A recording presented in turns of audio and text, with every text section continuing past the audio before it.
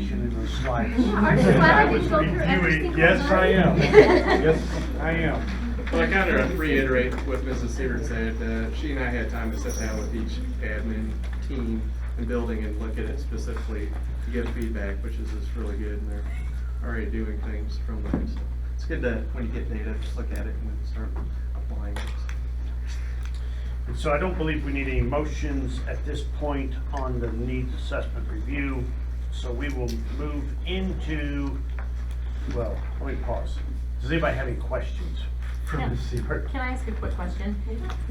Is this, where do those questions come from? So, And how do the kids take it? sure, we took the DESE provided a survey last year. It was crazy long.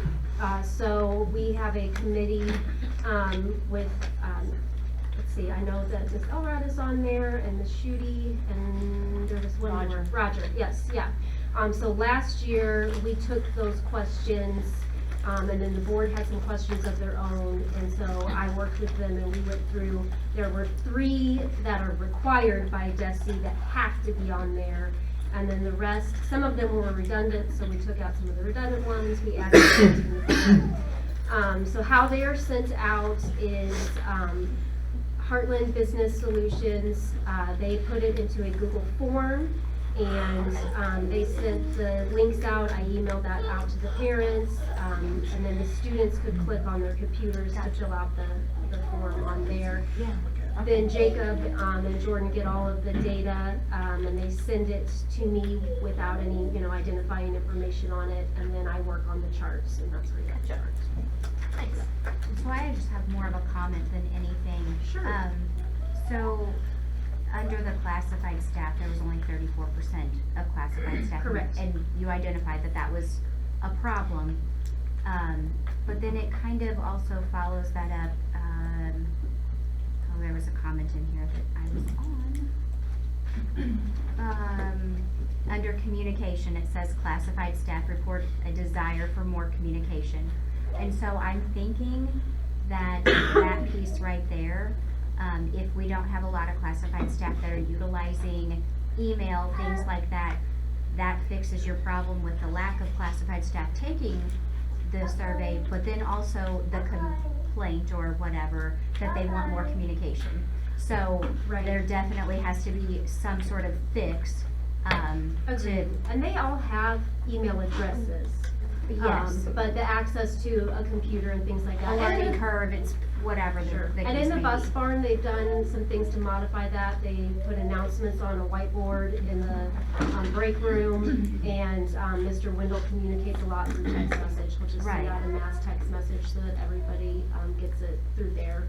And then, the paras who are classified staff, they're all on the building email threads, and they do have computers and are able I guess to I wonder access. if it's not necessarily a problem that the communication is not there, but more that they're not accessing it. Do they have the ability to access Well, and it will be interesting too, when we get the paper surveys back with more of a response, if that is a Yes. concern, or if that was just the concern of the people who took That took, Sure. exactly.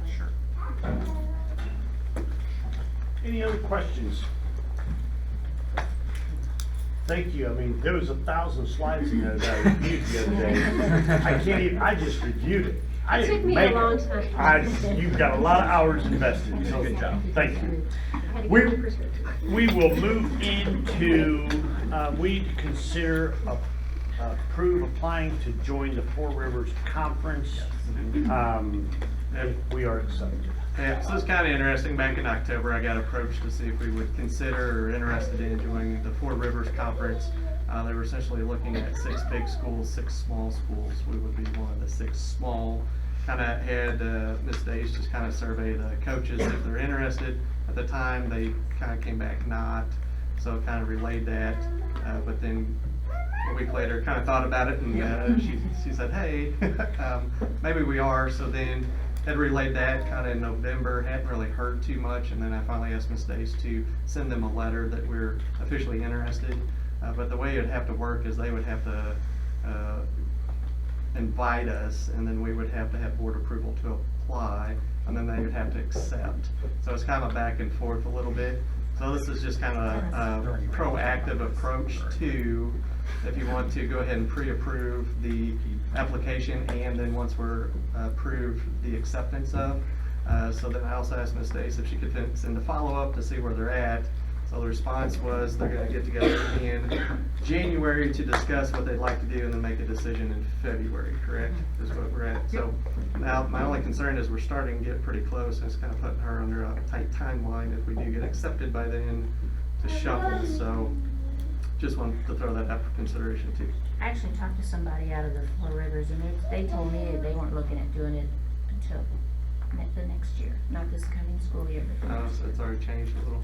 Okay. So what changed your mind, was that conversation? or the coach's mind about? Them just having time to think about it and talk about it. I think the initial thought was, well, we can't compete with those schools. That was the initial Yeah. block. And then thinking about all the benefits that would come with it, with the press exposure and the more income.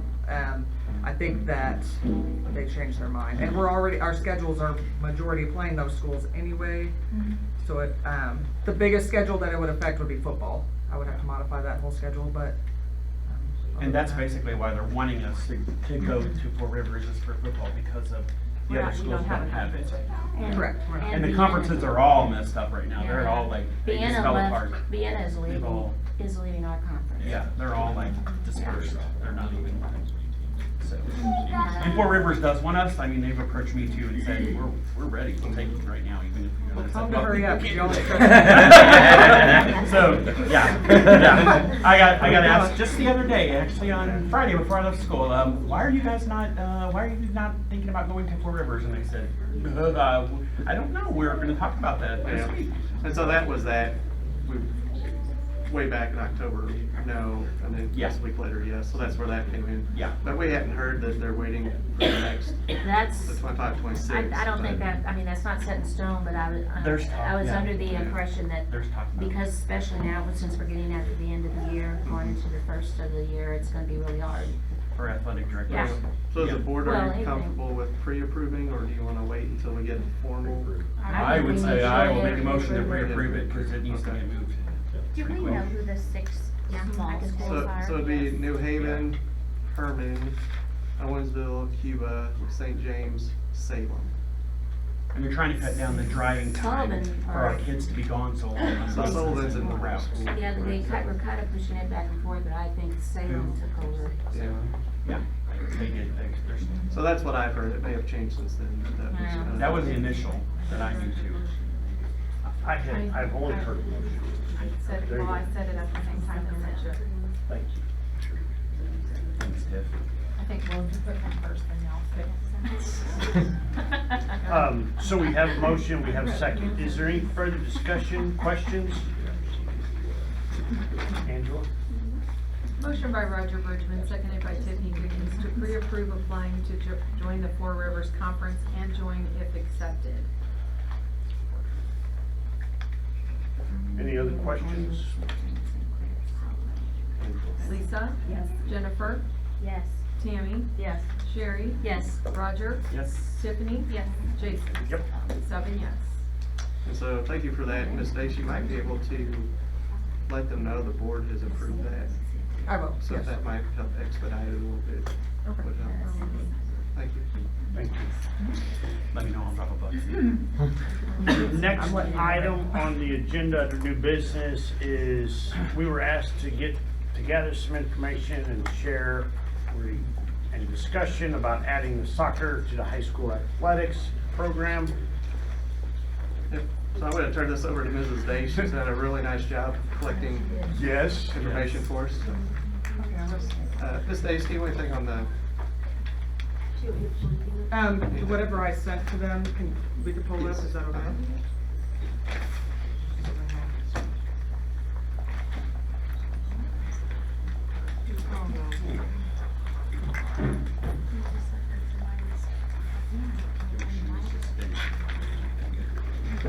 Yeah, my pocket went away.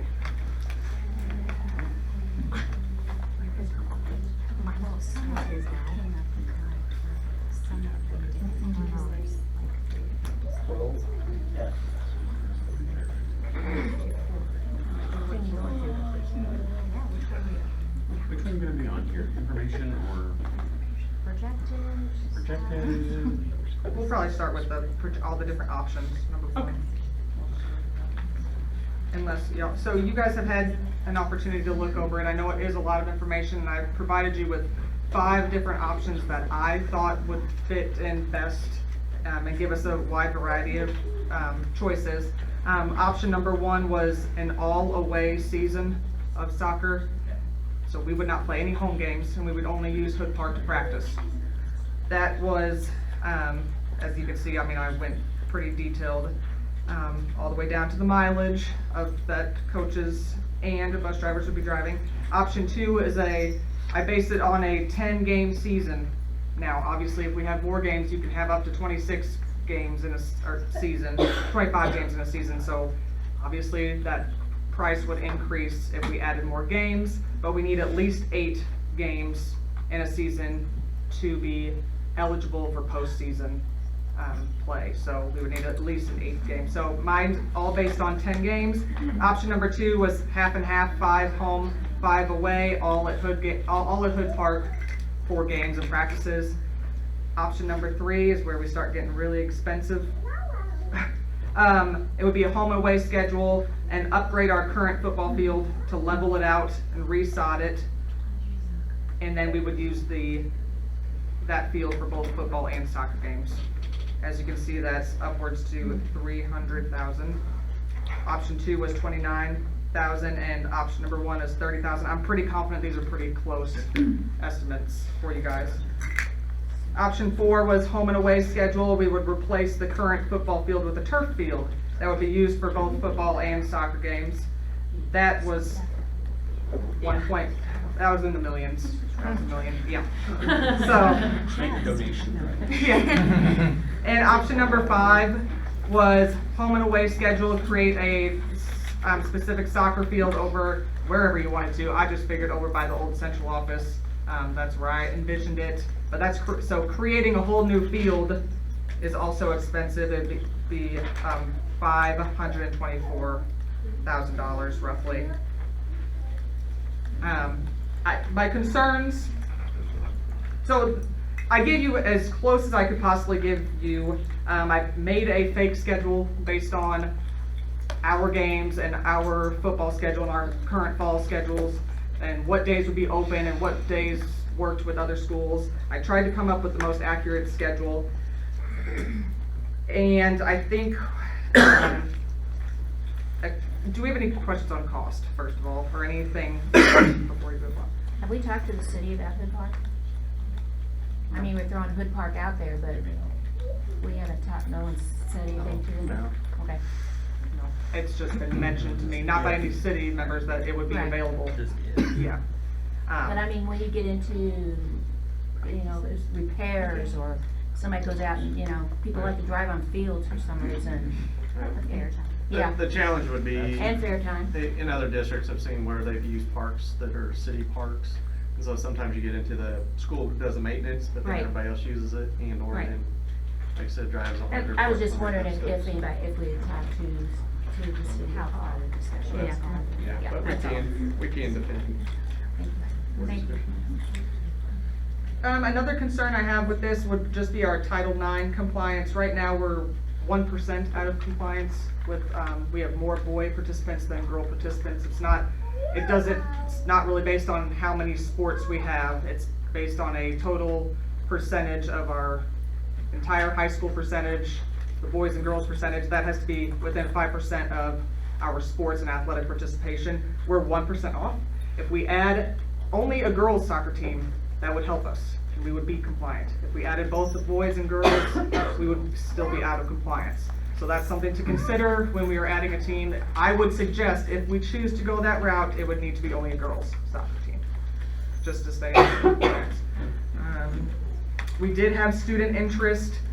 Interest does not mean commitment.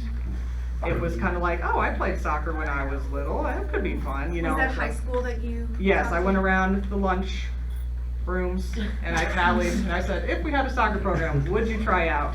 And I just tallied, and that's how I went about that. Any other questions?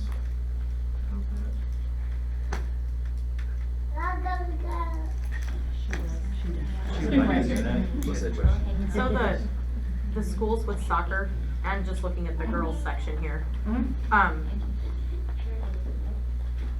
Okay, how many of them are in the new conference if we go to that route? I didn't write them down. St. James, Owensville, St. Clair. St. Clair is not, St. Clair is not a St. school. Clair. They weren't, I was thinking that, Not for the small. not for the small, so maybe Yeah, it's that's for what I was small. So St. James and Owensville. Just two? Yeah. Yep, just two in the small. Yeah. Unless Sullivan moved in.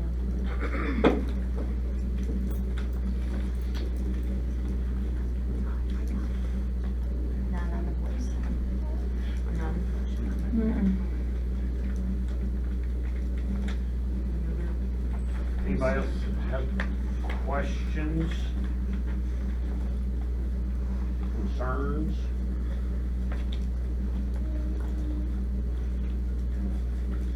There was a lot of information here, and I really Yeah, you did a appreciate great all job. the time you put in that. Presentation was great. You did a great job.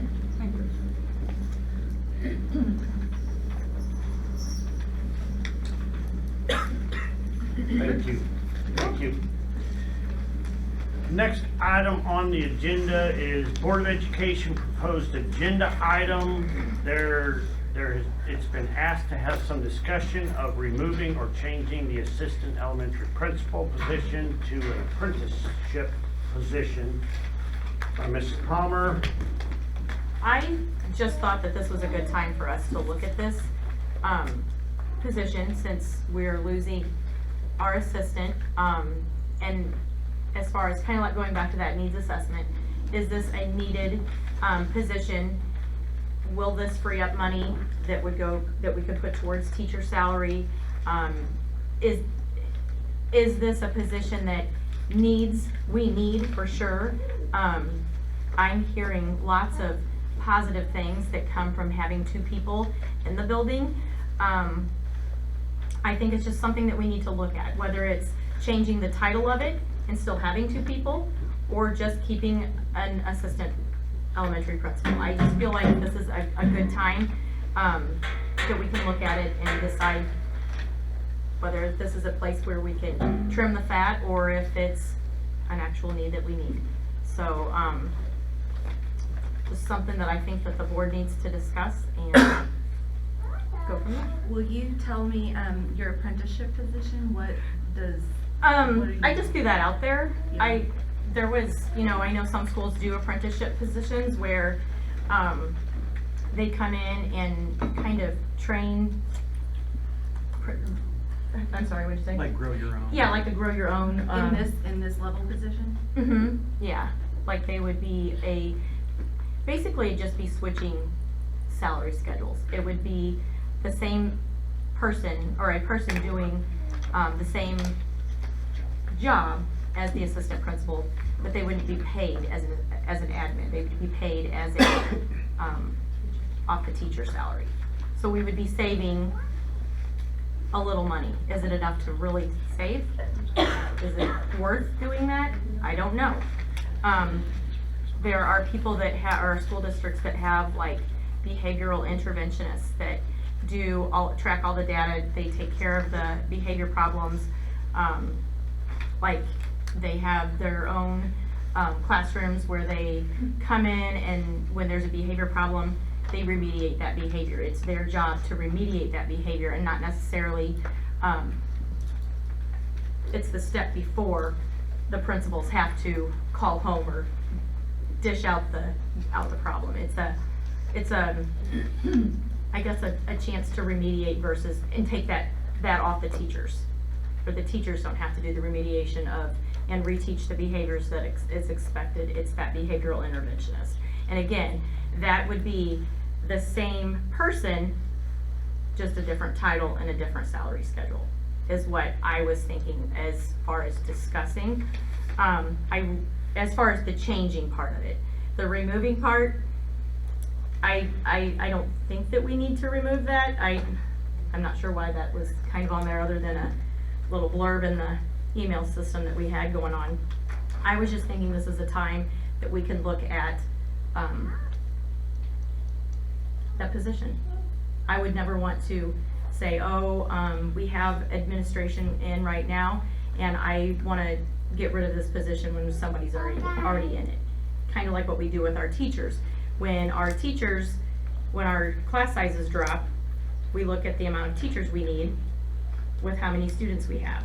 And we might drop down to 4 teachers one year, we might drop up or bump up to 5 teachers the next year. It's a needs situation. And I know our enrollment has been dropping, and we RIP teachers, but we haven't thought about the need for our admin. So I've heard a lot, especially in the presentations and the other presentations, that it does sound like there's a need for it. How does that look? Can we Just save the word money? removing, that's wonderful to me. Just, Yeah. I mean, I'm afraid that weakens Mhm. our school, Mm-hmm. and it makes us go backwards. Mhm. So that scares me a little bit. Scott, do you know, what if there's a magic number by DESI of a teacher to admin ratio or a student to admin ratio? Were you able to find anything on that? Googling, it's about a 12.5 teacher ratio to administrator. Where did you find that on Google? If you Google the teacher admin ratio. For Missouri? Mhm. But then there's also MSIP 6 gives us guidance as well.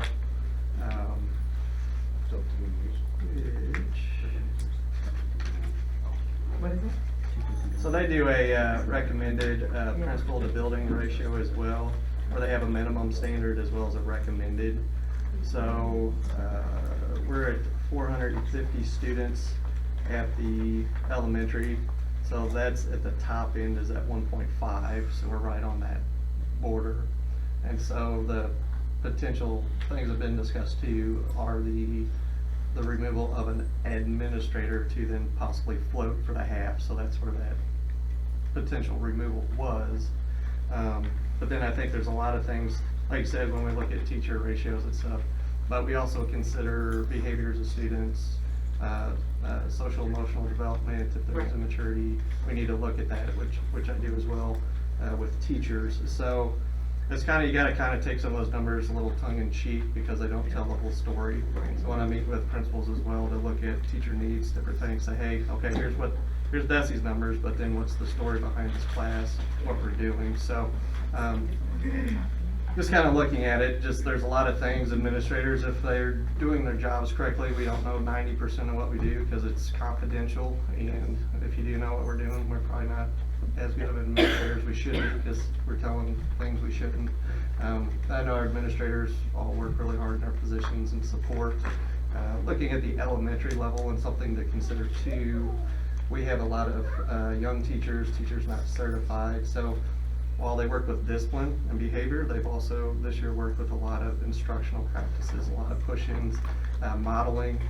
We've had Mr. Cross has modeled lessons for teachers this year, which is like, we haven't really seen that, but just to help them grow is to model that for them. So while there's numbers there that could support that 1.5 or tweaking or changing that, in my opinion, we still have the need for a full-time assistant principal to support the head principal. These building positions are really a 2-person gig. If somebody's sick or out or something happened, that principal's really, or the assistant principal's really just trying to maintain the day, and nothing really gets moved forward as far as classroom observations, or working with staff or follow-up. So there's a need, in my opinion, for a full-time assistant principal at the elementary. But I don't think it hurts too to look at it and have these conversations because that we do talk about how to find additional money to help support teachers, and we do look at teachers all the time, and then we look at support staff as well and administrators. So we do need to look at all of that, but in my opinion at this time, I don't know that that's a needed. I know our tax levy didn't pass, but that was a proactive attempt to get to a 38,000 base, which didn't happen, that's okay, but we're not in a have-to cut right now, so we're still financially solvable to have that support there at the elementary. So I don't know if that helps the board as well. I've had a few elementary teachers talk to me, and I know right now they feel they are overwhelmed. This has been going on for a while, but they are very grateful for the 2 people that they have. If something comes up, somebody's there and helping them. And they're very concerned that if we change, that's not gonna happen. And I would hate to see anybody leave just because of something like that. Yeah, and that was reflected in the needs assessment. I believe it was 88% feeling supported by their administrative team, which is really high and a good percentage in my mind. It's kind of twofold. You've seen discipline go down, but that's also the hard work and effort of the administrative team the last 2.5, 3 years to get it there. And then it continues to take that support to be that interventionist, that quick little conversation. But yeah, there's a lot of challenges, and we have students kind of going back to that kindergarten readiness. They're coming to us at a much lower, just ready to start kindergarten. Well, that still trickles in the first, second, third, fourth. So, in my opinion, again, there's a need for 2 full-time ahead and assistant at the elementary. Well, and just society in general. I mean, as a school counselor, my goodness, we could use more counselors and more principals in our building. It's just that because you're constantly, you know what I mean, there's just so much in society today that these kids are dealing with, and teachers are trying to help in the classroom, and they're overwhelmed because they're teaching and they're doing all this. And, it's a whole different world. I guess It what really is. my whole thing to bring up is when we look at this, we also need to keep in mind that when we RIF teachers or not hire a teacher because of numbers, it still affects people. Yeah. We need to keep small class sizes. And it just doesn't make sense to me to have lower numbers and cut a teacher's position and have only 4 teachers to a grade level and put 24 and 25 students in a class. Well, you're going to have behavior problems. It's a vicious circle. When we put that many kids in a small classroom, we are going to need an assistant principal because we are going to have more disciplines. We are going to have more problems. So we just need to keep in mind that everybody's job is hard and that everybody needs some help, support. Yes, that's what I'm trying to say. So I appreciate you guys' discussion. I appreciate our discussion on this. I just thought it was a good time to discuss it. And I just want to make sure that Dr. Davison, I mean, we've discussed it, and we can definitely re-bring it up, and who knows what kind of applicants we will get. And we may be forced to. Yeah. What do you think, Doug? You gotta know something I don't know. So we may have to introduce the apprenticeship program. But I'm saying, can you open that back up and get some applicants? And I think this is just warrants further discussion down the road, but that's probably a long-term projection of how to help, again, get additional funds for teachers to support them, look at staffing, and as things change, we have to keep this in mind, so it's not a forever, but for right now, I think what I'm hearing from the board is good to go ahead and post that. All right, well, thank you for the discussion. Thank you for the discussion. Thank you. Thank you for the shout outs, Yes, for reaching out to us. yes, thank you. Next item is we need to look at our calendars and think about rejoining, so Sierra knows when she can come back and see us. But I would possibly suggest January the 18th at 6 o'clock. I will make that motion for January that date, 18th. I'll second. Motion by Roger Bridgman, seconded by Tammy Palmer, that the January board meeting is scheduled on Thursday, January 18th, 2024 at 6 p.m. with closed session to follow. Lisa? Yes. Jennifer? Yes. Tammy? Yes. Sherry? Yes. Roger? Yes. Tiffany? Yes. Jason? Yes. 7 yes. The next item on our agenda is we need to go into closed session after a 6-minute break. Just the restroom breaks, I like. Do I hear a motion? I'll make Yes, it. second. Okay, motion by Susie Dickens, seconded by Roger Bridgman, to go into closed session. In accordance with provisions of section 610.021, subsection 26, 13, and 14 of the revised statutes of Missouri, in order to discuss personnel after a 10-minute recess. Jennifer? Yes. Tammy? Yes. Sherry? Yes. Roger? Yes. Tiffany? Yes. Lisa? Jason? Yes. 7 yes. Hurry.